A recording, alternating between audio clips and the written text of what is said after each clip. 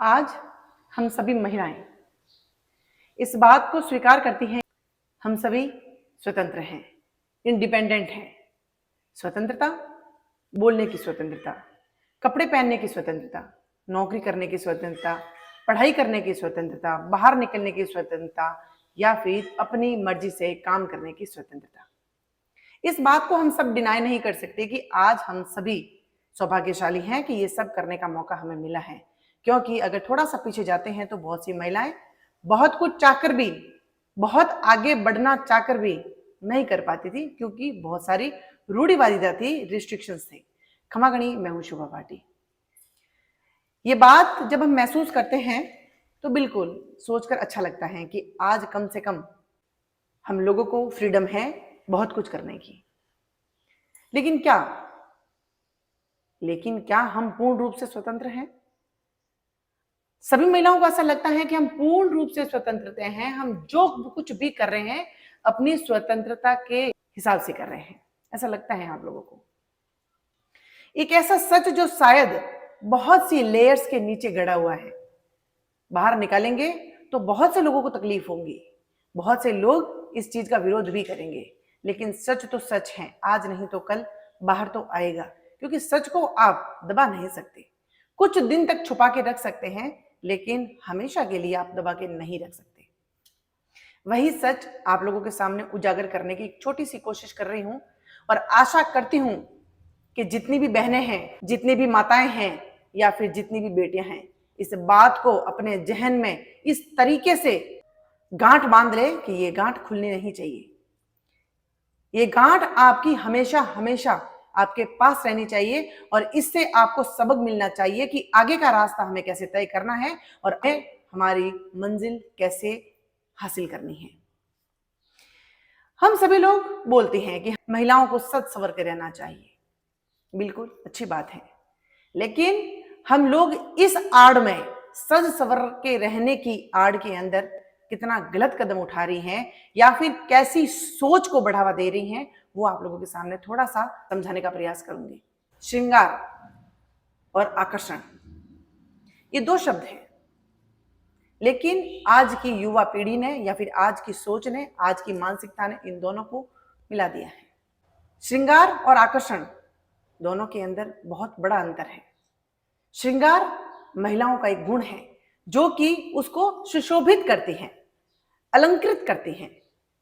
कई वर्षों से, हम पुराने समय से हम देखते आ रहे हैं, रानियां महारानियां श्रृंगार करती थी, क्योंकि वो एक सुहागिन का प्रतीक था। श्रृंगार करना, कुछ आभूषणों को धारण करना, यानी हम लोग हमारे शरीर के ऊपर आभूषण धारण करके एक संस्कृति से वस्त्र यानी एक अटायर धारण करके हम लोग अपने आप को इतना सुशोभित करती कि हमारे श्रृंगार से, हमारे वस्त्रों से हमारी संस्कृति झलकती थी। लेकिन आज श्रृंगार नहीं है, आज है आकर्षण। चलो बताने की प्रयास करूंगी। आकर्षण, जिसको आजकल हम अट्रैक्शन कहते हैं। अगर आप में से कुछ महिलाएं ये कहती हैं कि श्रृंगार और अट्रैक्शन यानी आकर्षण तो एक ही चीज है, एक चीज नहीं है। श्रृंगार खुद को सुशोभित करने के लिए, खुद को, स्वयं को खुशी देने के लिए और संस्कृति को सबके सामने प्रस्तुत करने के लिए किया जाता है, लेकिन आकर्षण लोगों के नयन सुख के लिए किया जाता है। आकर्षण एक ऐसा पॉइंट है जिससे हम लोग वो सभी क्रियाएं, वो सभी कर्म या फिर वो सभी चीजें धारण करते हैं जिससे लोग नयन सुख ले सके। आज बहुत ही दुख के साथ मुझे कहना पड़ रहा है कि हम लोगों ने श्रृंगार तो छोड़ दिया है, लेकिन आकर्षण को धारण कर लिया है, जिसकी वजह से हम लोग अपने आप को स्वतंत्र कह रहे हैं। हम लोग बाहरी रूप से स्वतंत्र हैं, लेकिन आंतरिक रूप से, सोच से, मानसिकता से आज भी हम लोग पराधीन हैं। बिल्कुल हम लोग किसी भी तरीके से स्वतंत्र नहीं है मानसिक रूप से। चलिए आप लोग बताइए मेरे को, पुरुष और महिला दोनों ही अच्छे लगने चाहिए, क्योंकि महिलाओं को पुरुष अच्छे लगते हैं, पुरुषों को महिलाएं अच्छी लगती हैं। तो फिर पुरुषों को अपने आप को इतना आकर्षक बनाने की जरूरत क्यों नहीं पड़ती और महिलाओं को क्यों पड़ती है? हम लोग वो सभी चीजें धारण क्यों करती हैं, या हम सभी वो लोग सोच को धारण क्यों करती हैं जो कि पुरुषों को अच्छा लगता है? इसका मतलब हम लोग उनके लिए आकर्षण का पॉइंट बन रहे हैं। आजकल जिस तरीके से नग्नता ने अपना स्थान ग्रहण कर लिया है, धीरे धीरे धीरे धीरे ये मानसिकता गिरती जा रही है। हम लोग अपने मूल्यों की गिरावट कर रहे हैं। क्यों हम लोग ऐसे फटे और फूहड़ अभद्र कपड़ों को धारण करते हैं जिसमें से नग्नता झलकती है, लेकिन लोगों का नयन सुख होता है। हमें चाहे वो अच्छे नहीं लगते हैं, हम लोग अपने आप को उसके अंदर कंफर्ट भी फील नहीं करते हैं, उसके बावजूद भी आज की बहुत सी बेटियां ऐसे कपड़ों को धारण करती हैं जिसमें से बिल्कुल शरीर के अंगों का प्रदर्शन होता है। क्या लगता है आपको, ये सभी हम कपड़े जो है अपनी खुद की खुशी के लिए पहनते हैं? नहीं, ये फैशन है।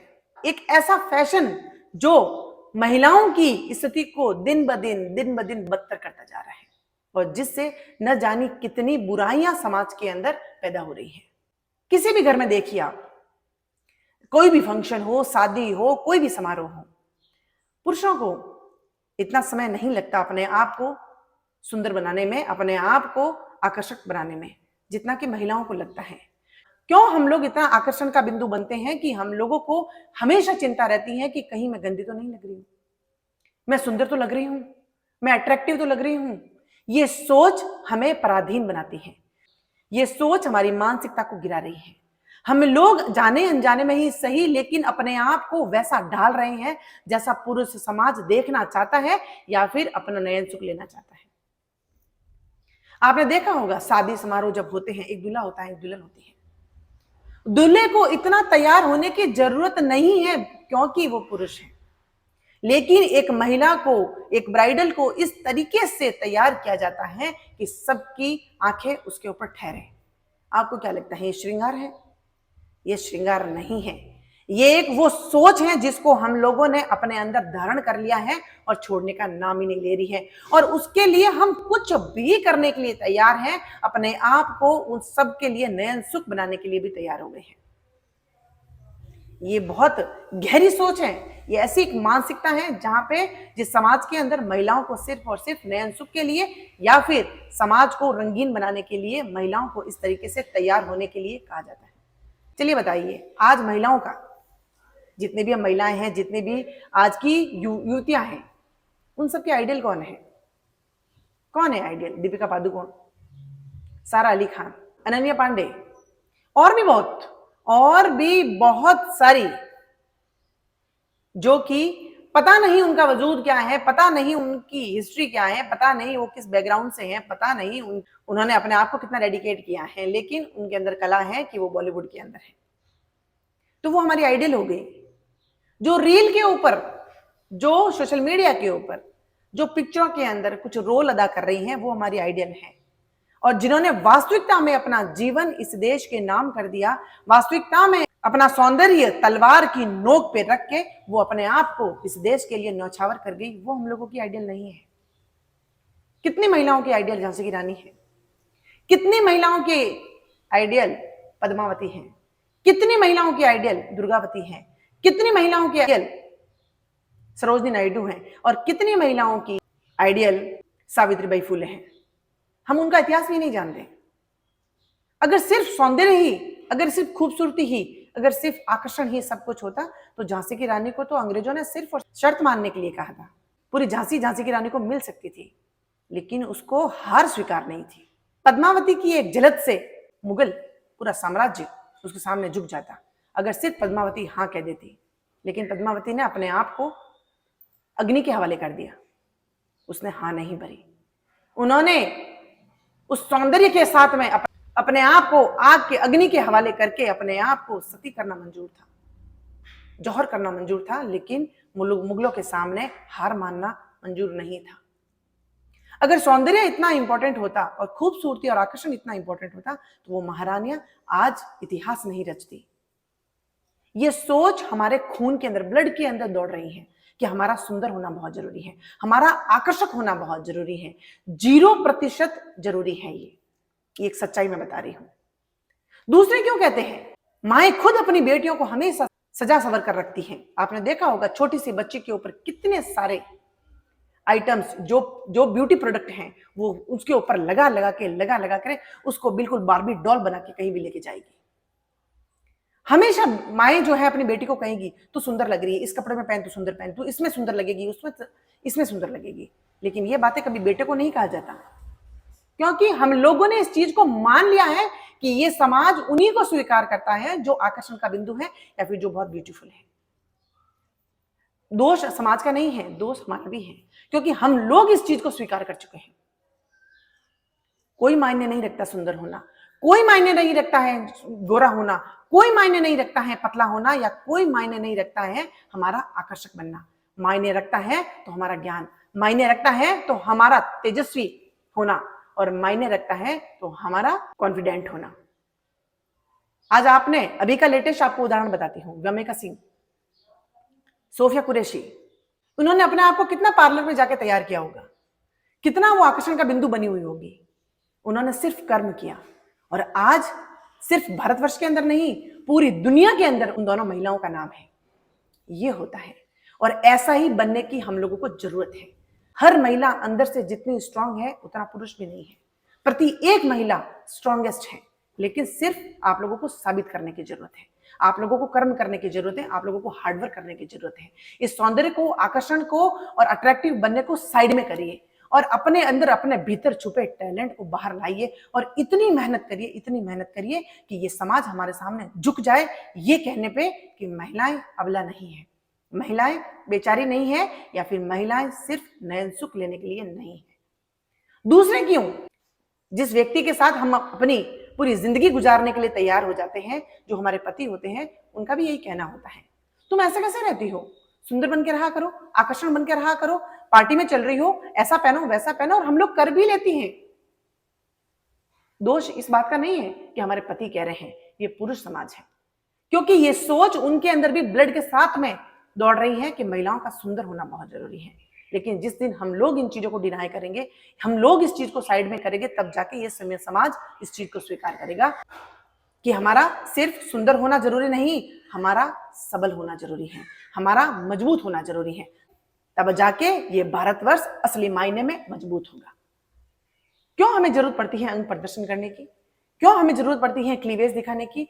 क्यों हमें जरूरत पड़ती है इस लोगों को सामने अपना आप का तमाशा बनाने की? क्योंकि हम लोग आदी हो गए हैं, हम खुद इस चीज को मान चुके हैं कि हमारा आकर्षक बनना कितना जरूरी है। कितने कटे फटे कपड़े पहनते हैं, कितना अंग प्रदर्शन करते हैं, किस तरीके से कड़ाके की सर्दी पड़ती होती है, उसके बावजूद भी हम शादियों में आपने महिलाओं को देखा होगा कि स्लीवलेस, क्लीवेज दिखाते हुए बिल्कुल ओपनली सबके सामने हम लोग अपने आप को शो ऑफ करती हैं, जो कि पुरुष नहीं। पुरुष तो बाकायदा अंदर शर्ट पहनेगा, शर्ट के ऊपर कोट पहनेगा, अपने आप को जितना हो सकता है व्यवस्थित रूप से ढकेगा, और तब जाके वो हैंडसम लगता है। और हमारे लिए ये सोच गढ़ दी गई है कि हम लोग जितना ओपनली, जितना अपनी बॉडी का प्रदर्शन करेंगे, उतना हम लोग आकर्षक लगेंगे। ये सोच किसकी होगी?